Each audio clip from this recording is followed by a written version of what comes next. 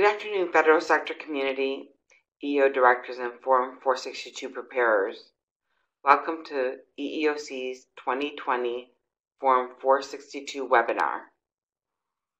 My name is Mildred Rivera. I am the Attorney Advisor in the Reports and Evaluations Division, which is part of EEOC's Office of Federal Operations. Our division is responsible for reviewing your Form 462 submissions each year. The season typically runs from October 1st to October 31st. However, this year it extends to November 2nd because October 31st falls on a Saturday. So let me ask you, do you feel prepared for this year's season? I hope so, but if not, don't worry. It's our hope that you will be prepared after this webinar today. Also, EEOC has lots of resources, including YouTube videos and a Form 462 instruction manual that answers most questions. Also, there has been no change in the form this year, so if you went through the process last year, it's pretty much the same thing. So let's get started. This afternoon's webinar will include two separate segments. Each segment will contain a separate Q&A answer period. I will be conducting the first section, which is about COVID-19 and Form 462, and my colleagues Karen Brummond and Mike Suwatu will conduct the second portion. That second portion will cover 6 areas: getting started in FedSep, the EEOC electronic portal, filling in the form, understanding the data checks worksheet, submitting the form, EEOC's feedback to users, and EEOC's resources. The entire webinar is planned for 90 minutes, including the Q&A. EEOC recognizes that all federal employees and complainants and others were affected by the pandemic. First of all, we want to appreciate the dedication of federal employees and professionals like you, and express our appreciation of the critical work that EEO professionals do during this challenging time. Your dedication is essential to ensuring access to the federal sector EEO process for all. In addition, as you know, the federal government is committed to providing mission-critical services to the greatest extent possible, given the limitations we find ourselves in. EEOC also recognizes that because of the national emergency, applicants who utilize the EEO complaint process may face challenges that preclude them from meeting the regulatory timeframes. More recently, using the phased approaches, several agencies have resumed fuller operations. EEOC believes that there are now fewer barriers related to access to courts and counsel, and that any delays could negatively impact the ability to protect and exercise complainants' rights. In light of the national emergency, the EEOC's Office of Federal Operations issued instructions on processing federal sector EEO complaints. We issued the first set of instructions on April 6th, 2020, and revised those instructions 3 months later on July 27th, 2020. These revised instructions are still in effect. During this segment, I hope to do 3 things: review EEOC's instructions to federal agencies, address specific questions raised by you prior to this webinar, and take any live questions that I'm able to answer with my colleagues today. The EEOC expects that agencies and employees will continue to process EEO complaints in a timely manner that will best preserve the legal rights of the parties involved, unless doing so would interfere with mission-critical operations for an agency. Therefore, OFO issued the instructions, which will remain in effect until further notice. These instructions should not significantly impact the way you record data for FY 2020 in your Form 462 reports. I will summarize the instructions in 6 points. First, the regulatory processing timeframes will continue to be met whenever feasible. And what we mean by feasible is that where the agency and complainant have access to needed witnesses, documents, and representation, and where processing will not interfere with the mission-critical operations of the agency. Secondly, in those cases where timely processing is not possible, the regulatory timeframes will be subject to equitable tolling processes set forth in 29 CFR 1614.604C. Absent agreement, agencies and complainants will be required to document the reasons why tolling any of the time limits is necessary. Such justification will fully be considered by the Commission in any appeal raised in the matter. Thirdly, agencies and complainants are encouraged to seek agreement with respect to the extension of any timeframes. Where such agreements are reached, they should be formally documented in the record.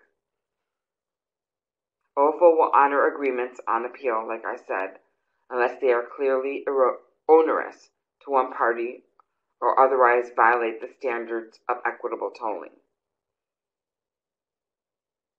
Fourthly, EEOC AJs will continue to hold conferences, manage discovery, refer cases to ADR, issue summary judgment decisions, and where appropriate, hold hearings and issue decisions. In light of the national pandemic, either party can seek an extension or other relief from any deadline that the AJ provides for good cause.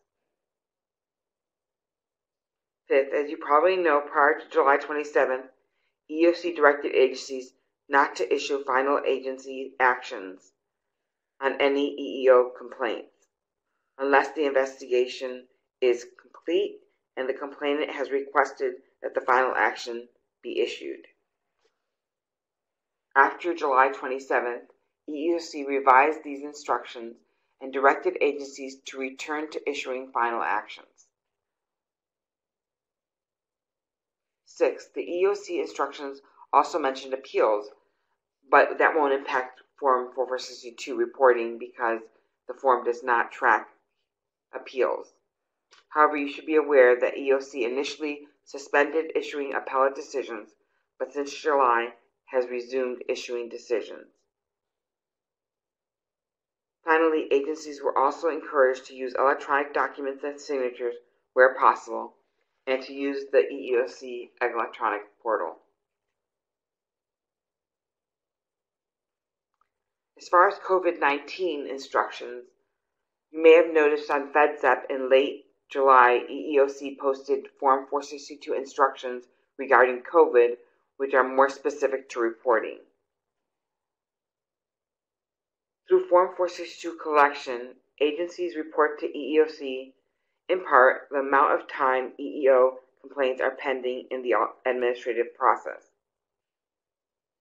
EEOC understands that the timeliness of processing complaints during FY 2020 was impacted by COVID-19. As a result, agency staff may have not been able to access or process complaints at some stages of the EEO complaint process, including issuing of FADs and final orders. Therefore, EEOC instructed agencies on how they should report these timeframes.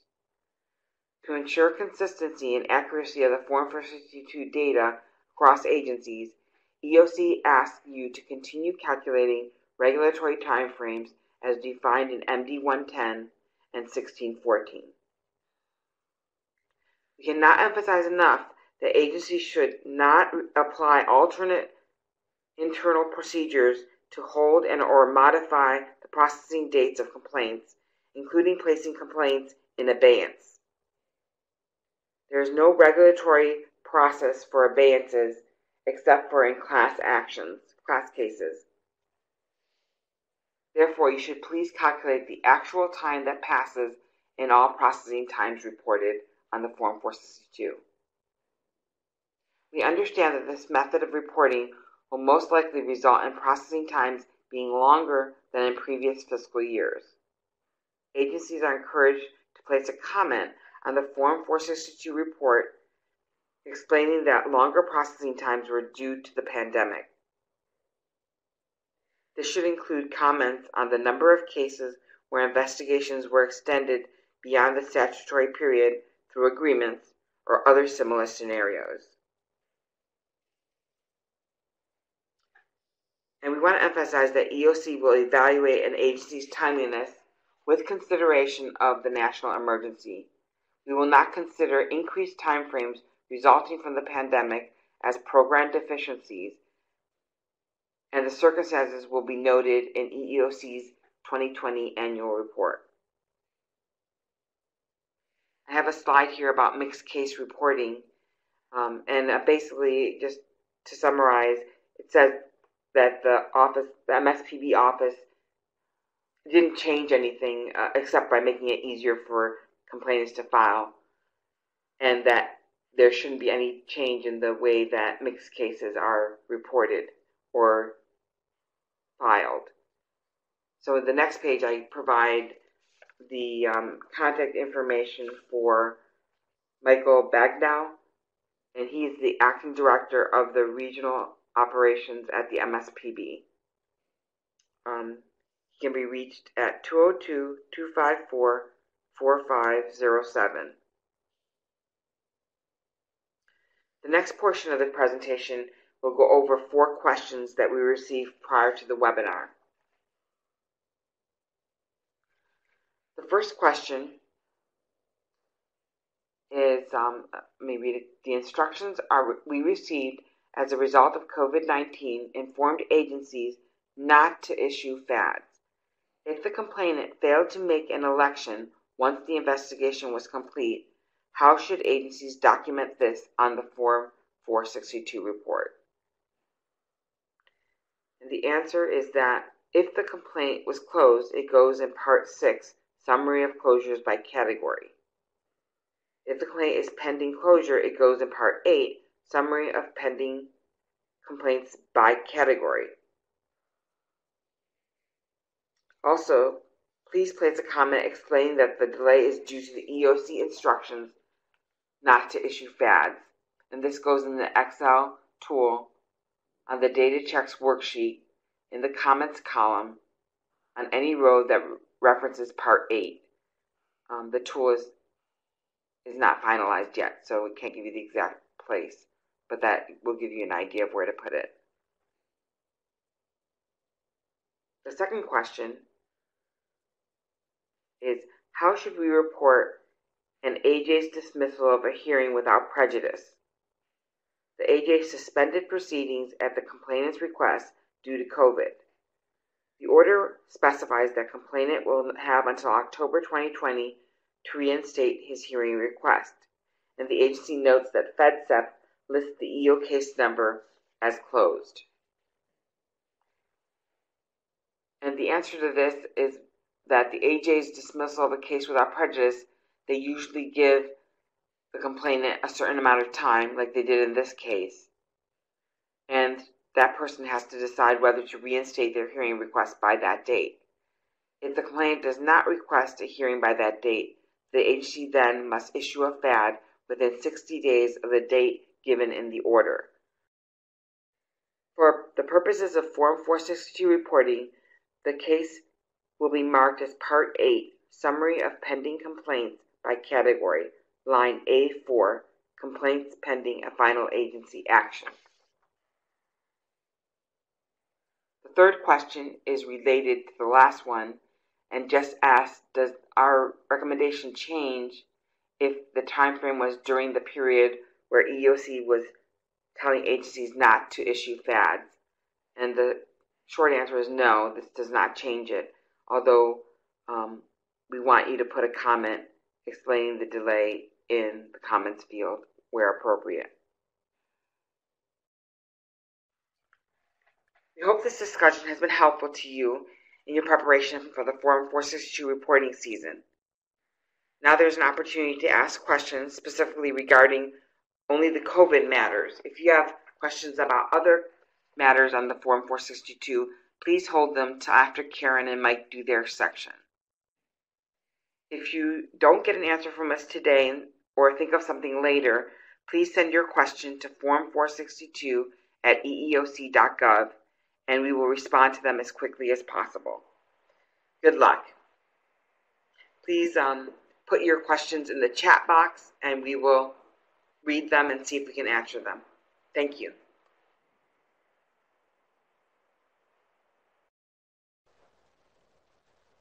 Hello, my name is Mike Sawatu and I will be presenting segment 2 of today's webinar. For segment 2, we will walk you through the process of registering in FedSep, accessing and populating Form 462, submitting Form 462, including understanding the data checks worksheet, and what you can expect from OFO upon submission. We will close out this segment with a live Q&A.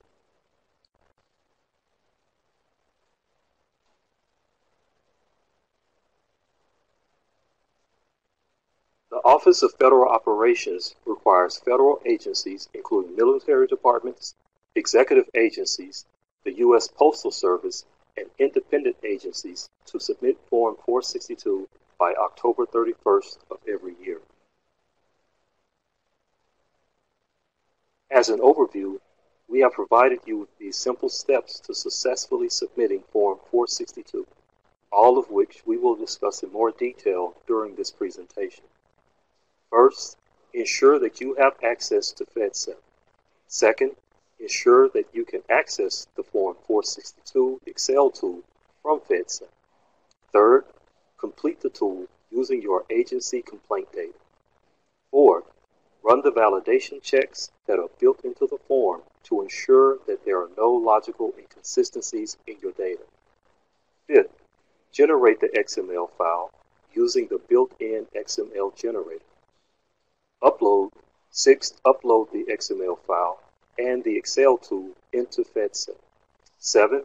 Ensure that your director has certified your report. And 8.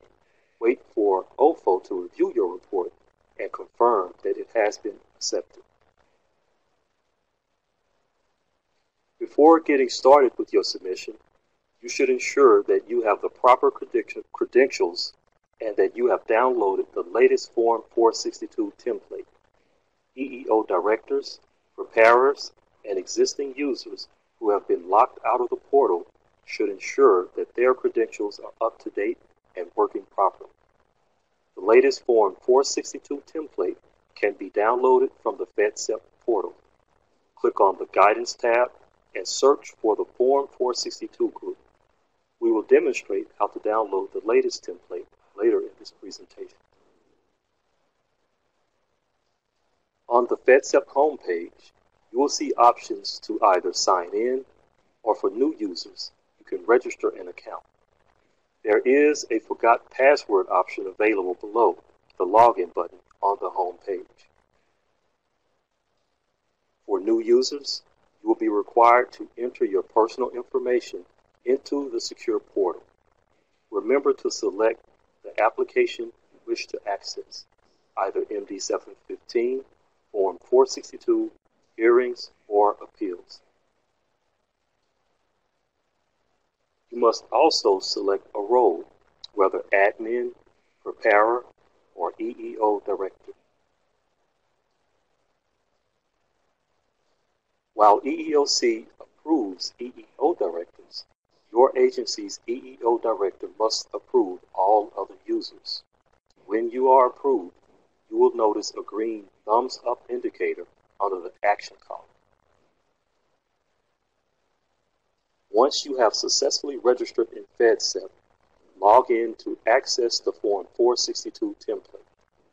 Navigate to the Guidance tab on the Form 462 homepage. From there, scroll down to the Form 462 FedSep group and click on the Excel Form 462 Excel tool to download the form. The tool will always be the first item in the second column of the Form 462 group. Now I will turn over the presentation to Karen so she can discuss filling in the form. Thank you, Mike. My name's Karen Brummond from EEOC, and I'm going to start my section by talking about enabling macros on the Form 462 Excel tool. Also some other details there about filling in the agency profile code, user-defined fields, and filling in the proper oldest case number. So to use the form, you must enable macros. There is a worksheet titled Enabling Macros that provides instructions on how to do so. You can also find instructions online from Microsoft. On this slide, you can see a link that goes to that website that provides guidance, but you can also just search enabling macros in Excel to learn how to enable macros. Now, some preparers might not have the capability to enable macros in Excel by themselves due to their agency's IT security requirements. If you cannot currently enable macros in Excel due to security requirements, you must contact your agency's IT department to find a solution. EEOC cannot provide special assistance to enable the macros. Next, I'm going to discuss filling in the agency profile code and where you can find that. One of the tabs on the Excel tool is the agency profile code tab, and you can find your agency code on FEDSEP under the guidance tab, and that would be in the Form 462 FEDSEP section of the guidance tab. There will be a link that says Form 462 Agency Code List, and you will type in that 4-character code in the Excel tool on the agency code sheet. Next, we want to talk about user-defined fields. We want you not to use these. These are also known as others. They are beige cells on the Excel tool. So for example, here we have non-ADR settlements with monetary benefits. There are predefined categories such as compensatory damages, back pay, front pay, etc. But you might have a monetary benefit that is slightly different from that.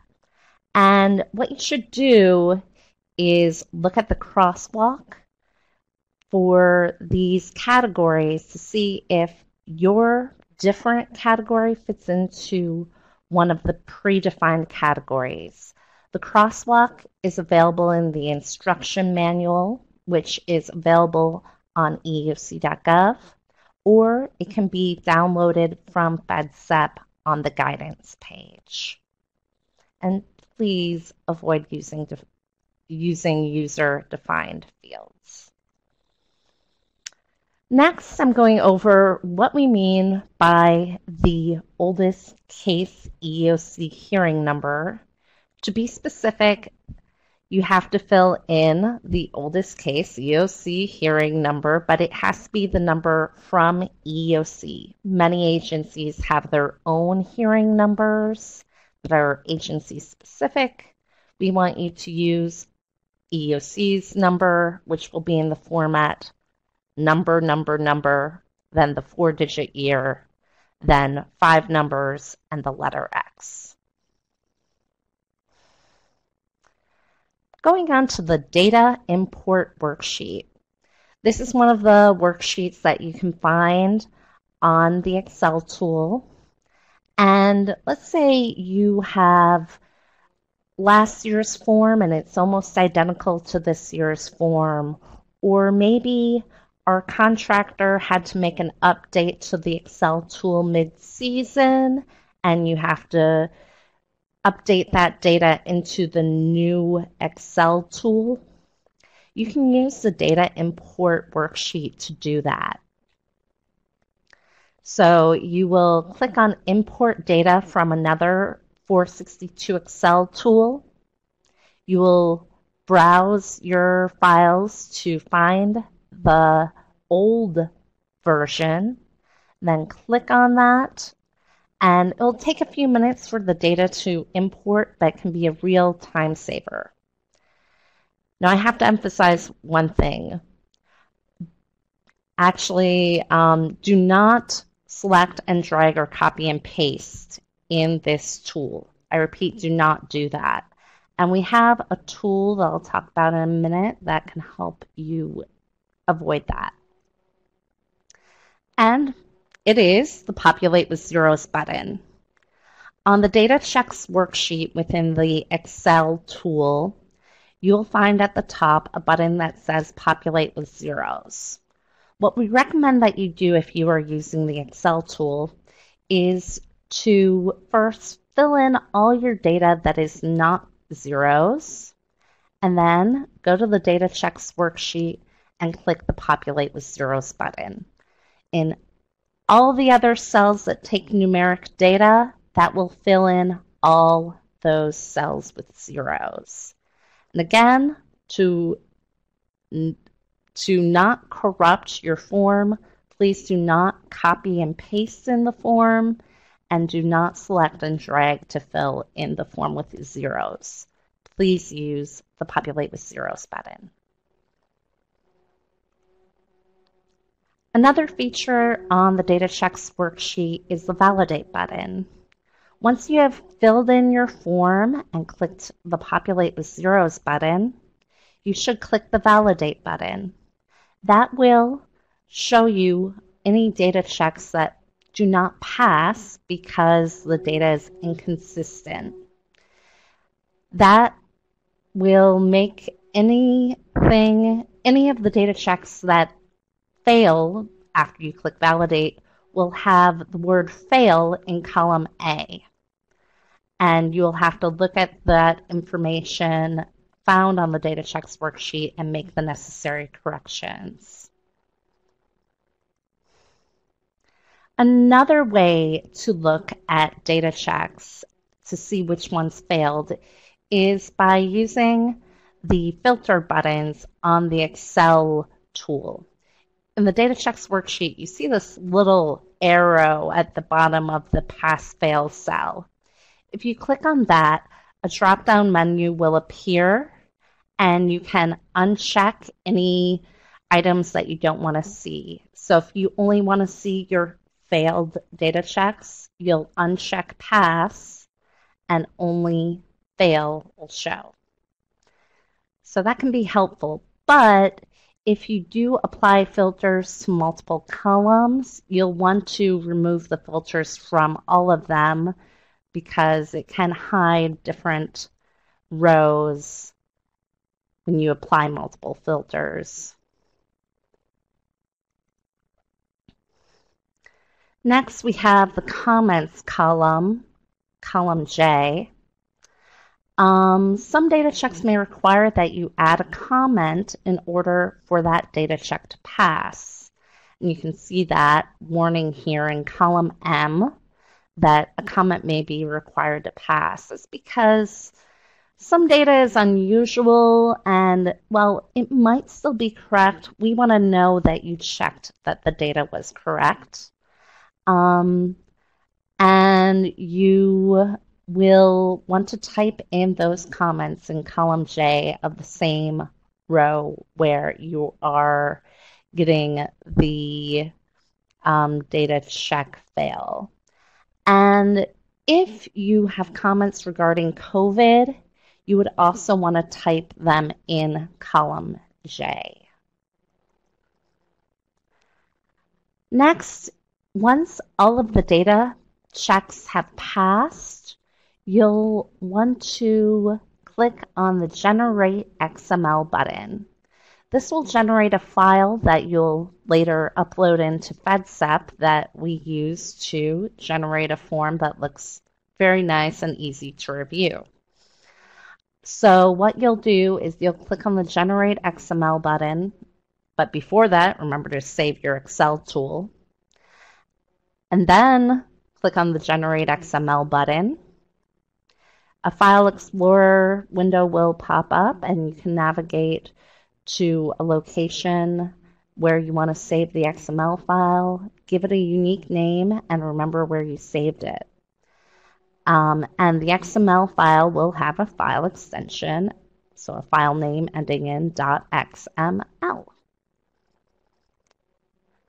So once you have saved the XML file and saved the Excel tool, and remember to have that Excel tool still macro enabled, you will upload the files into FedSep.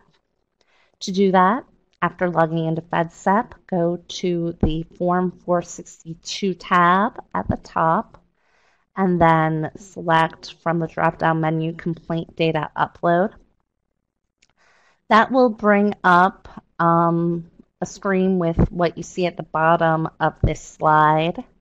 You will select the file type, either Excel or XML. You'll browse and find the appropriate file, and you will click Upload File. If you are using the Excel tool to complete your Form 462, you have to do this 2 times, one for the Excel file, one for the XML file. If you're using a program like iComplaints from Tyler Technologies, you may not have to upload the Excel file, and you can just upload the XML file. So the next step after uploading the XML file is to click Process. You have to process the XML file and the Excel tool for the data to load properly. And after you click Process, you want to keep an eye out in your email for a message that says that the data loading was successful. And within FedSep, you'll also know that the data loading was successful because on this same page, you'll see in the status column, data loading successful. And then this is not the last step that the agency has to do. The EEO Director must certify the submission. And to do that, they again go to the Complete Data Upload page in Form 462. Actually, excuse me, that's wrong. They'll go to the Certification and Status page in Form 462 on FedSep. And the director, when the status says Pending EEO Director Certification, will click the Certify button after reviewing the form and ensuring that the form is complete and accurate. The Certify button, after clicking it, will lead to a pop-up showing up asking you to make sure that you do in fact want to certify the form. You'll click yes if you do, and then the status of the form should change to Pending EEOC Review. And I will turn it over to Mike.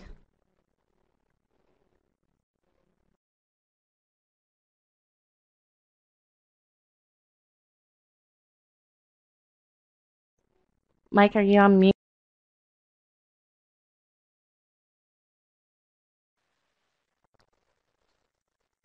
Thanks, Karen. The Reports and Evaluations Division will review your submission for logical inconsistencies. If none are found, your form will be marked accepted in FedSep.